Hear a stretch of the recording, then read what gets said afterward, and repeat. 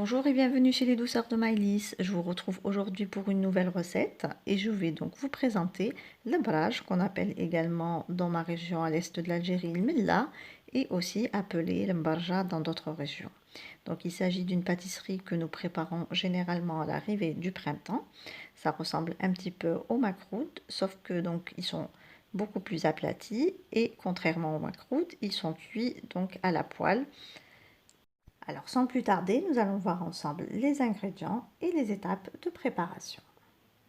Alors, ici, donc dans ma jatte, donc j'ai mis 3 mesures de semoule moyenne. Donc c'est une semoule qui est pas très grosse non plus, comme vous pouvez le voir. C'est une semoule moyenne. Hein. Donc il faut pas, si ça dépend de la marque que vous achetez, il y a certaines marques pour lesquelles la semoule moyenne et le grain est beaucoup plus gros. Donc il faudrait regarder et choisir vraiment une semoule moyenne où le grain n'est pas non plus vraiment très très gros. Donc là, il n'y a pas forcément de grammage dans cette recette, donc on va utiliser juste un seul ustensile qui va nous servir de mesure. Donc moi j'ai pris un bol comme celui-ci et donc je mets 3 mesures de semoule.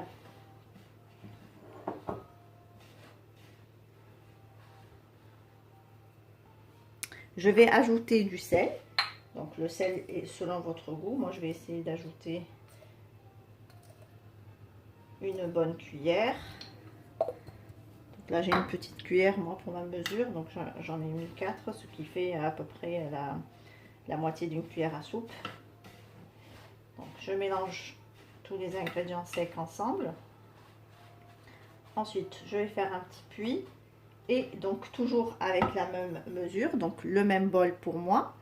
Je vais donc ajouter une mesure de beurre fondu. Alors ici pour qu'on comprenne bien, donc là j'ai mis du beurre fondu. Donc là si vous voyez bien mon bol n'est pas rempli. Donc je vais compléter donc avec de l'huile, donc jusqu'à hauteur du bol. Donc je complète ma mesure juste avec de l'huile. Donc là j'ai quand même plus des 2 tiers de beurre et je vais rajouter donc le reste avec de l'huile.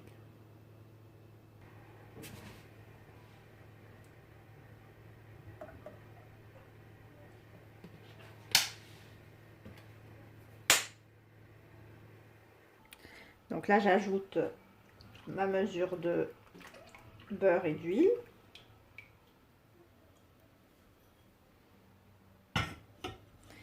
Et je vais venir travailler donc la pâte.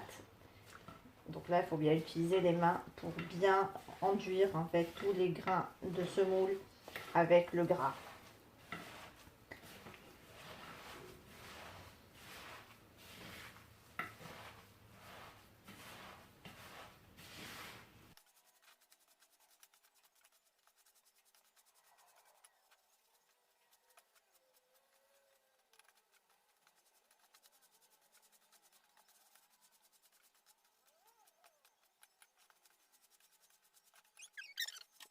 Voilà, après avoir bien travaillé la semoule avec donc le gras, donc il faut vraiment la travailler pendant quelques minutes. Donc on peut savoir que notre semoule a bien absorbé la quantité de gras qu'il lui fallait quand on arrive en fait à faire une boulette comme ça, sans pour autant qu'elle s'ouvre. Donc elle s'ouvre un petit peu puisqu'il y a du gras quand même, mais qu'on arrive quand même à faire une boulette. Donc là on va venir mouiller la pâte. Donc habituellement moi quand je fais le brage, je mets de l'eau. Que j'aromatise un petit peu avec la fleur d'oranger. Aujourd'hui, je vais essayer avec du lait.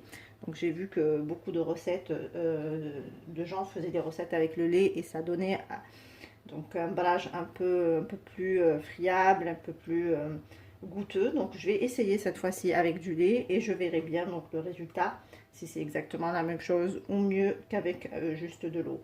Donc là j'ai toujours la même mesure de lait à laquelle j'ai rajouté un tout petit peu de fleur d'oranger.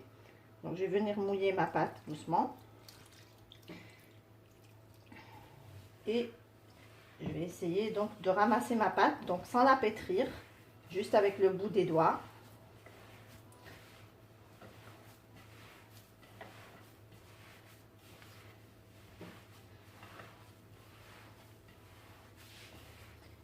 Et pareil pour le lait, donc ou l'eau, vous la rajoutez progressivement Donc ne pas mettre la quantité entière d'un coup, puisque selon les qualités de semoule qu'on utilise, donc on a des semoules qui absorbent vite les liquides et d'autres un peu moins. Donc on rajoute un petit peu et on regarde si ça on a besoin ou pas de plus.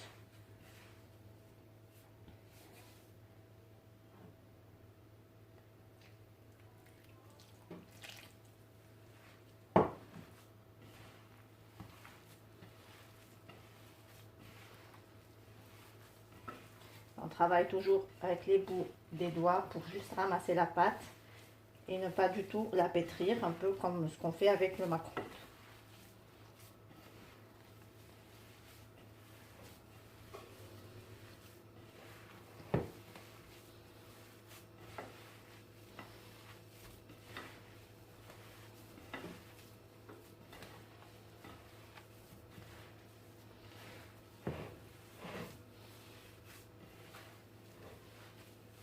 Je vais rajouter encore un petit peu.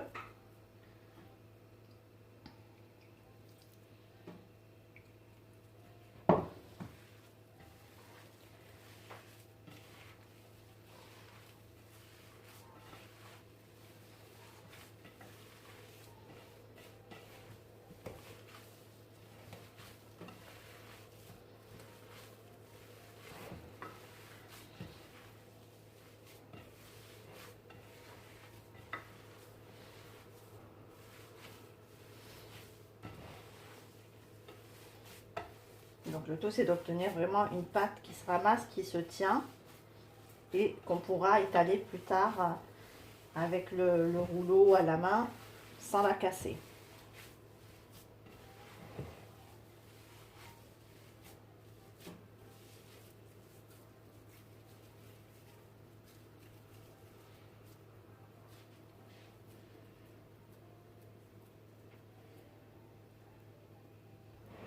Voilà, donc là ma pâte est prête. Donc là j'ai eu besoin moi de la mesure entière de liquide pour ramasser ma pâte. Donc là je l'ai divisée en deux boules de taille égale et je vais la laisser reposer quelques heures avant de commencer donc le montage de mes braches. Entre temps je vais travailler bien sûr la pâte à date et on va voir ça ensemble.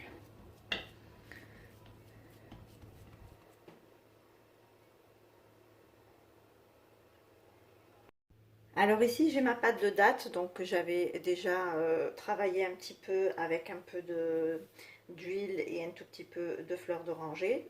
Donc là j'ai bien travaillé, j'ai enlevé tous les résidus, les petits morceaux de noyau qu'il pouvait y avoir à l'intérieur.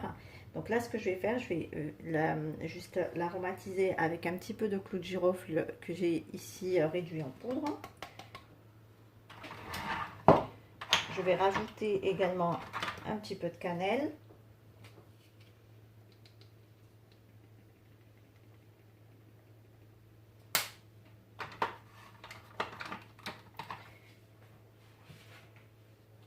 Et un tout petit peu de beurre. Et je vais retravailler la pâte, donc bien avec tous les ingrédients.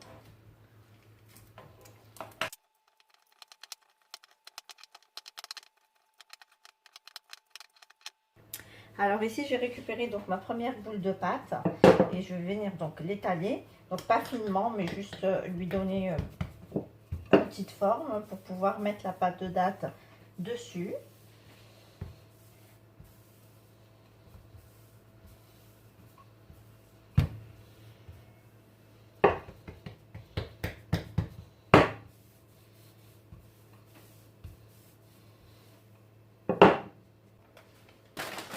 Donc ici j'ai fait pareil avec ma pâte de date, donc je vais étaler un petit peu au rouleau.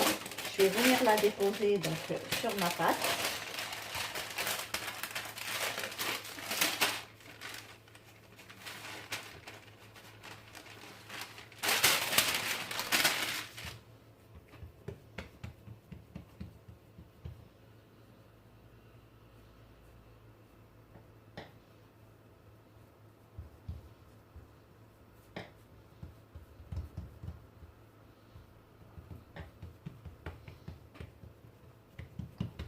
Donc ici, j'ai déposé la deuxième pâte sur ma pâte de date et j'essaie donc de bien souder les bords pour renfermer bien la pâte de date à l'intérieur.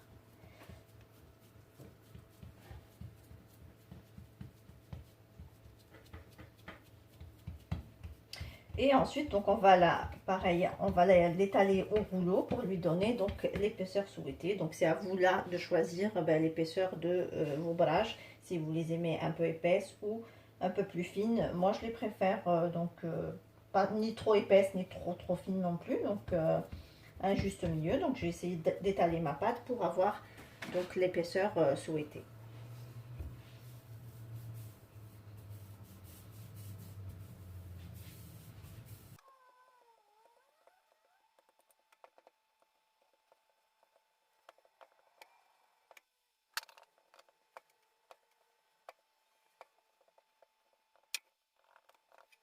Alors ici on va passer donc pour découper nos brages.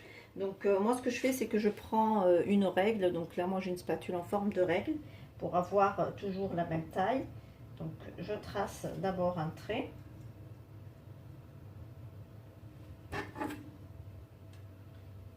Histoire d'avoir juste la bonne mesure.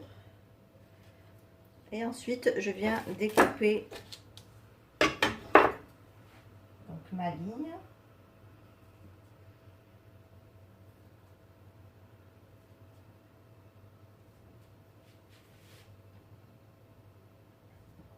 Et pareil pour la taille des brages, c'est à vous de voir si vous les aimez grandes ou petites. Moi j'aime quand elles sont ni trop grandes ni trop petites non plus. Donc de taille moyenne.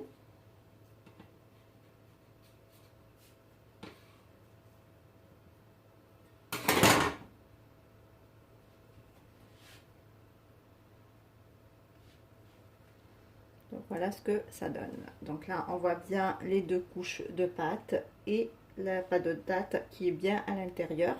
Donc on voit l'épaisseur, elle est exactement la même pour les trois couches. Donc c'est bien régulier.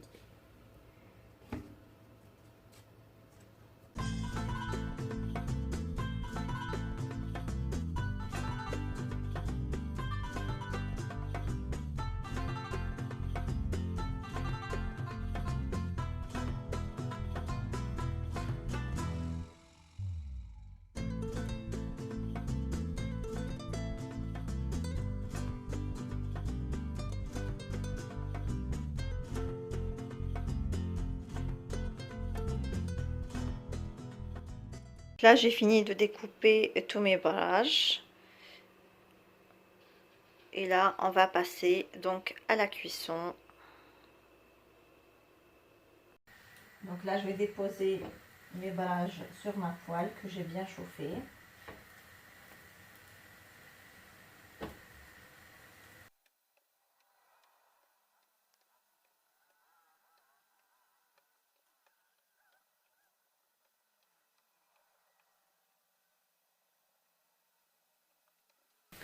Voilà, et là je prends le temps de les faire cuire, de bien les faire dorer des deux côtés.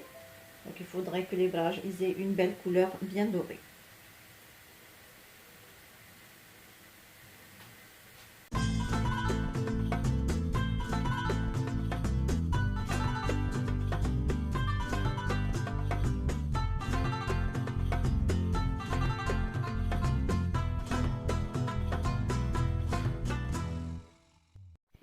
Et voici le résultat final de nos brages. Donc on obtient de délicieux brages bien fondants en bouche, bien dorés, avec vraiment une épaisseur très régulière entre les couches de pâte et la couche de pâte de date. Ici on arrive à la fin de notre recette. J'espère que celle-ci vous a plu. En tout cas j'ai essayé de vous donner tous les détails pour que vous puissiez les réussir. Si vous avez aimé, laissez-moi un like et un commentaire et n'hésitez pas à partager la recette autour de vous. Si vous êtes de passage sur ma chaîne, soyez les bienvenus. Vous pouvez vous abonner en cliquant sur le macaron qui apparaît sur votre écran et vous pouvez activer la cloche des notifications pour ne rien rater. Quant à moi, je vous retrouve très prochainement dans une nouvelle vidéo. Merci de m'avoir suivi et à très bientôt chez les douceurs de Maëlys.